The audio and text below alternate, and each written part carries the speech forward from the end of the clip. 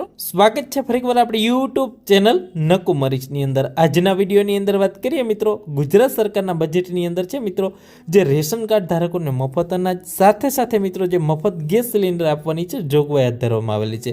વાત કરીએ મિત્રો, અન્ન અને નાગરિક પુરવઠા વિભાગ તરફથી ₹2856 કરોડની છે બજેટ છે ફાળવવામાં આવેલું છે, જેની અંદર મિત્રો 75 lakh national food security act જે રેશન કાર્ડ ધારકો છે જેને રાહત દરે મિત્રો જે કઠોળની વિતરણ છે થઈ શકે એના માટે 842 કરોડ ફાળવવામાં આવેલા છે મિત્રો।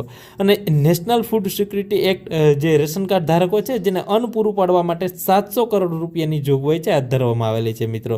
ત્યારબાદ મિત્રો પ્રધાનમંત્રી ઉજ્જવલા યોજના અંતર્ગત જે આપણે ઉજ્જવલા યોજના અંતર્ગત છે મિત્રો પીએનજી ને એલપીજી ગેસ સિલિન્ડર આવે છે અંતર્ગત વર્ષની અંદર 2 સિલિન્ડર વિનામૂલ્યે રિફિલિંગ કરી આપવામાં આવશે, જેના માટે 452 કરોડ રૂપિયાની જોગવાઈ છે હાથ ધરવામાં આવેલી છે સરકાર તરફથી મિત્રો। પ્રધાનમંત્રી ઉજ્જવલા યોજનાના 2 મફત ગેસ સિલિન્ડર આપવામાં આવશે મિત્રો। આ વર્ષે પણ 2 મફતની અંદર ગેસ સિલિન્ડર મળવા પાત્ર થશે મિત્રો। બજેટની અંદર છે જોગવાઈ હાથ ધરવામાં આવેલી।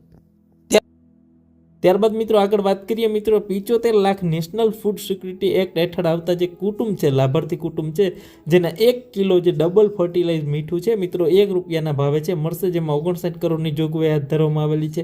શ્રી અન્ન મિલેટ બરાબર એના વપરાશ માટે જે ટેકાના ભાવે બાજરી, જુવાર, રાગી બરાબર આના ઉપર જે ટેકાના ભાવે સરકાર ખરીદી કરશે એના માટે લઘુત્તમ 1 ક્વિન્ટલ ઉપર ₹300 બોનસ છે તમને મળવા પાત્ર થશે મિત્રો। ટેકાના ભાવે લઘુત્તમ ટેકાના ભાવે જ્યારે ખરીદી કરશે એના પર 1 ક્વિન્ટલ ઉપર છે એ તમને ₹300 બોનસ મળવા પાત્ર થશે મિત્રો।